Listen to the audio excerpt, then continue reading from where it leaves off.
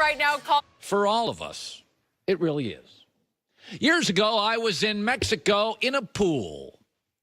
There was a surgeon from Beverly Hills, global traveler. We talked for like 30 minutes, sipped beers. And I asked him before he swam away, just kind of hanging out in the sun, I said, what makes America great? Why'd you move here? And he said, why America is the greatest country I've ever been in. Again, he was a top surgeon in Beverly Hills, had lived in 7 or 8 countries. He goes, because America spots talent and then cuts a path and grooves it into commerce. For the gifted, there is no red tape. Commerce for the gifted is a wonderful thing. And it's why the world's best basketball players come here, and not Spain, and not Germany, and not China. They come here. Because Zion Williams, my friends, is a prodigy. He should never play again at Duke. No, it's over. It's all over. By the way, the shoe deal is actually the greatest thing that ever happened to that young man. Nike now has to keep him. Oh, no, they have to keep him. When I used to work at ESPN, they used to bid on the Olympics, not because they wanted him. They wanted to drive the price up for NBC, make them uncomfortable. Under Armour and Michael Jordan, they're going to bid on Zion shoes just to drive the price up because Nike's got more money. That kid is going to make more money on a shoe deal than anybody in the history of the business outside of MJ. Last night was not the end of amateurism. It was not the end of the NCAA. It was not the end of Nike. It was not the end of humanity. It was the beginning of a wonderful thing called American commerce and the American basketball machine. Zion Williamson will make hundreds of people millionaires and himself eventually perhaps a billionaire. Executives, GMs, fans. He's different. He is a once-in-a-decade talent, a phenom.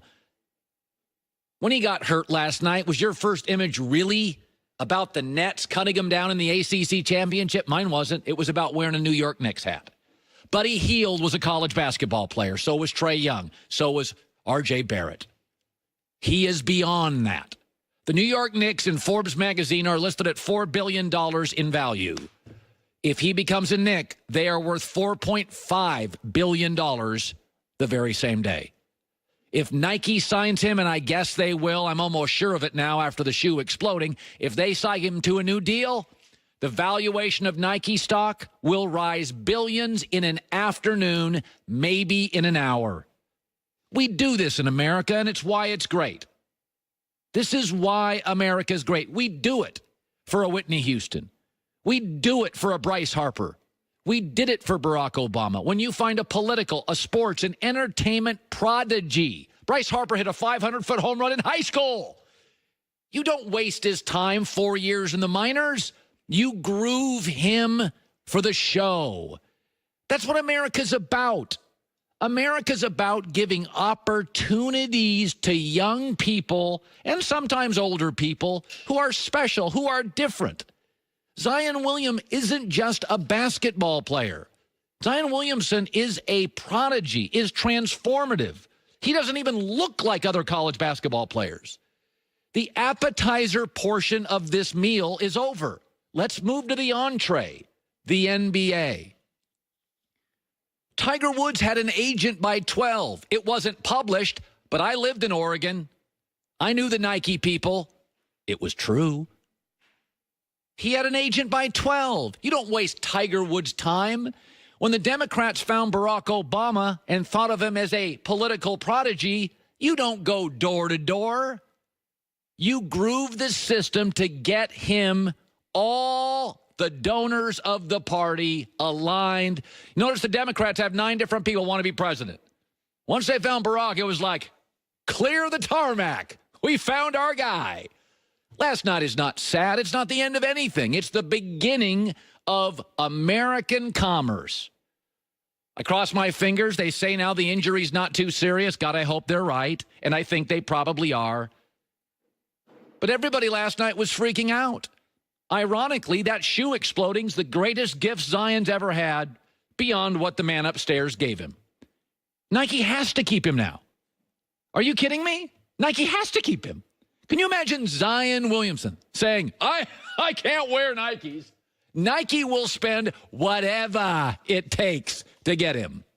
Last night was not a sad night. Last night was not the end of anything. It was the beginning of the machine. He's going to get rich. His family's going to get rich. Executives are going to get rich. The fans are going to win. A team is going to win. The league is going to win. He is bigger than college basketball. And I don't say that about a lot of players. But in 2019, when you have mid-level NBA guys signing $32 million a year deals, the kid's too big for college hoops. It's okay. Don't be mad.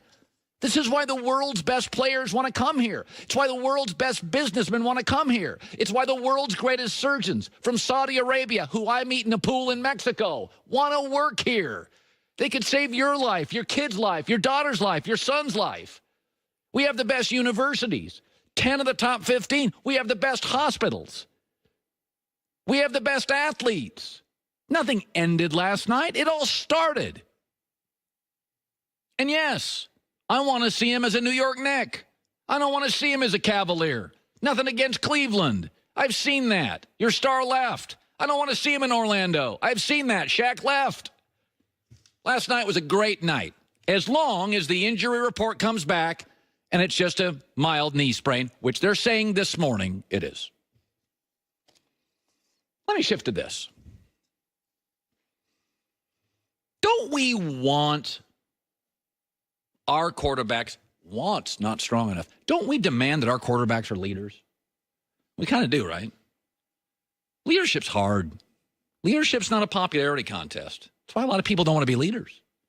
Kyrie Irving doesn't sound like he wants to be a leader. He just wants to be a basketball player. LeBron's a leader. Michael Jordan's a leader. Michael Jordan punched the teammate. Tom Brady screams at teammates.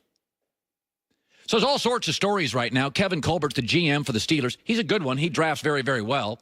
He defended Ben Roethlisberger. He and Antonio Brown's relationship has gone south. He said he's the elder statesman.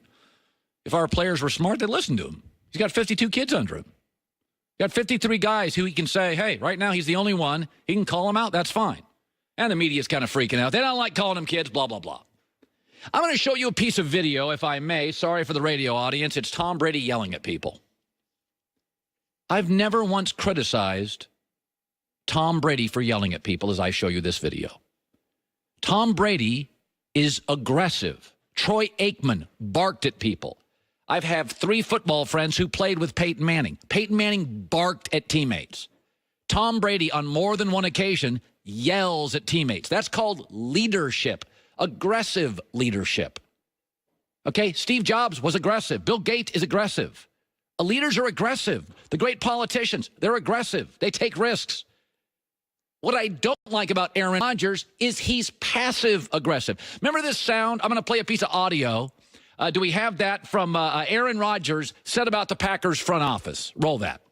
I think it's pretty clear that players play and coaches coach and personnel people make their decision. That's the way they want it. Okay, that's passive-aggressive. I don't like that. I don't like Big Ben when he's passive-aggressive. I don't like Aaron Rodgers when he's passive-aggressive. You never hear me yell at Peyton Manning for barking at a teammate, Tom Brady barking at a teammate, Troy Aikman barked at a teammate, Terry Bradshaw barking at a teammate. That's aggressive leadership. Okay, Antonio Brown, his former teammate Ryan Clark, who now works at another network, went on the air, knows Antonio Brown, and said this about him. I knew already that they were going to offer Antonio. And he's walking past, and I turn to the strength coach, and I say, when you give him money, you're going to create a monster. Okay, so we have a teammate saying money changed him.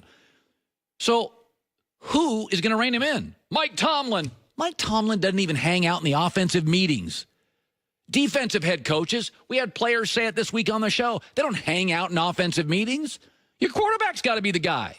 Your quarterback's got to yell. Dan Marino's got to yell. John Elway's got to yell. Troy Aikman's got to yell. Peyton Manning's got to yell. I don't love everything Ben does, but I'll defend him on being aggressive. I'll defend Tom Brady turning around and barking at Josh McDaniels. That is the opposite of passive-aggressive. And I've criticized Ben, but I criticize him when he drops a goofy comment after a game and you're trying to read through the lines and you think he's burying Tomlin. Could be the Rooneys, could be that I don't like. But we demand that our quarterbacks are leaders. It's what I talk about all the time. It's not about arm strength. Are you a grown-up? Are you a man? Can you go right out and call out somebody? Because most people don't want to do that. Most NBA players don't want to punch teammates. MJ did. Most teammates don't want to call out players. Kobe did.